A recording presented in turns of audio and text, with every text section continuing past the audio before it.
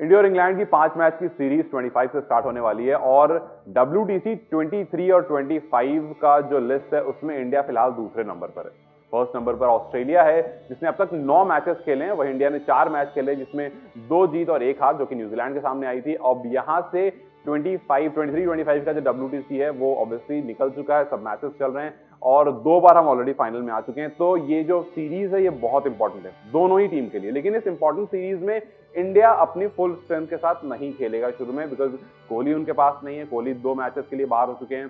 3 match में आपके पास शमी नहीं है, तो आपका जो पेस अटैक है उसमें भी कहीं ना कहीं थोड़ी सी फीकीपन जरूर आपको दिखेगा। लेकिन इन सब में जाहिर सी बात है, जब कोई खिलाड़ी गया है तो किसी को अपॉर्चुनिटी मिली है, वहां हैरी ब्रूक नहीं है।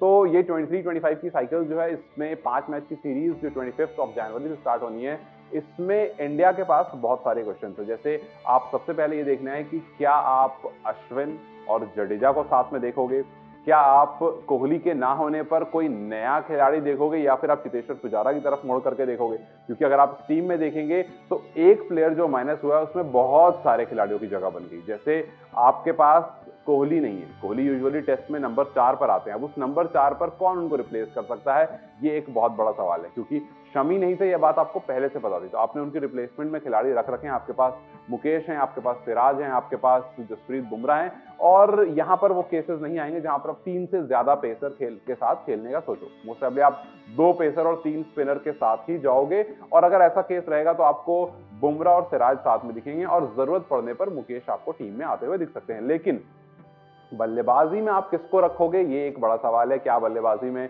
आप ईशान किशन को वापस लेकर के आओगे? ईशान किशन का सवाल इसलिए बड़ा हो जाता है क्योंकि जब से ईशान किशन ने अपने आप को पुल आउट करा था उसके बाद ऐसा लग रहा है कि ईशान को अब वापस से स्टार्ट फ्रॉम दी बेसिक करना पड़ेगा। ईशान को वापस से वो फर्स्ट क्लास क्रिकेट खेलनी पड़ेगी, क्योंकि ये भी कहीं ना कहीं से बात निकल कर आई थी जब ईशान को इस सीरीज का जब लिस्ट आई थी कि जो प्लेयर खेल रहे हैं 15 के स्क्वाड का नाम आया था, उसमें ईशान नहीं थे।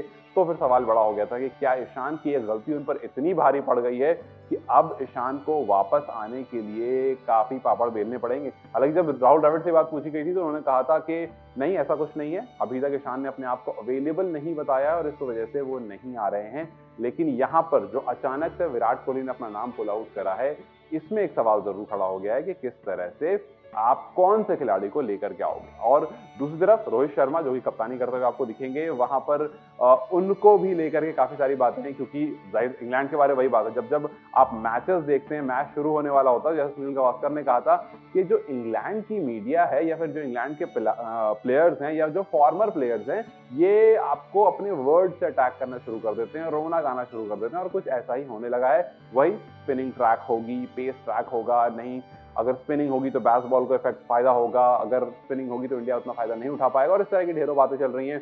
बात तो ये भी माकूट कह रहे हैं कि मुझे पता है कि रोहित शर्मा जो हैं वो शॉर्ट बॉल काफी अच्छी खेलते हैं और मैं उनको ऐसा नहीं कि शॉर्ट बॉल नहीं डालूंगा, सही तरीके से डालूंगा, और मुझे पता है मुझे वहां पर सक्सेस मिलेगी। तो खैर इंडिया और इंग्लैंड का ये जो टेस्ट मैच सीरीज स्टार्ट होनी है, इसमें बहुत कुछ है जो अभी अनफोल्ड होना है। कौन से प्लेयर को नए को मौका मिलेगा या फिर कोई पुराना ही खिलाड़ी विराट को रिप्लेस करेगा, ये भी एक बड़ा सवाल है।